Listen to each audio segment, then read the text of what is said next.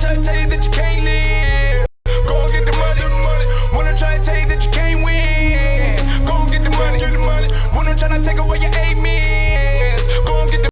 Hey, what's up with y'all? Y'all know what it is. It's the boy Terrell, and I'm about that life. And we've just started a new segment. It's called Jonzun. It's after my father. My father has been a collector for a very long time. In fact, about 35 plus years. In this building, he's gonna show us some of the tightest things that we've seen. From Wheaties boxes to Jordan collectibles that you've never seen before. Let's take a look. Let's go.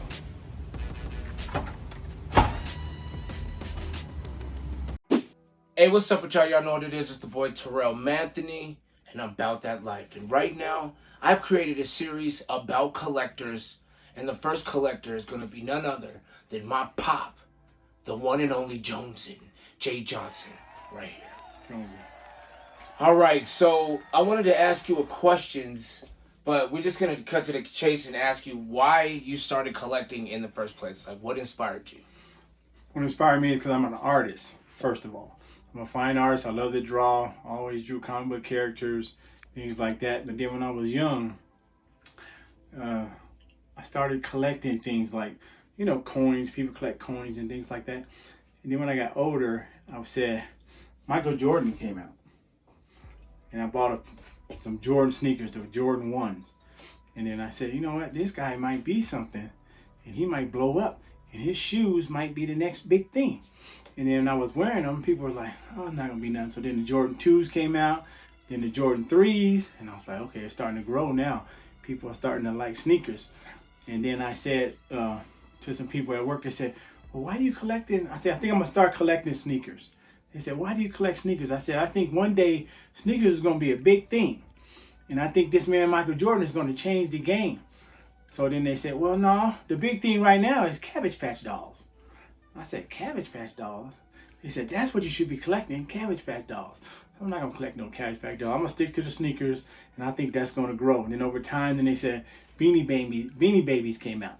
And they said, oh, you should be collecting Beanie Babies. I said, no, I'm still going to collect these sneakers. So I've been collecting sneakers for 38 years. And then I started doing other things. I started collecting Wheaties boxes. And then some of these boxes right here, like this Amy Lou Retton box. This is the second box.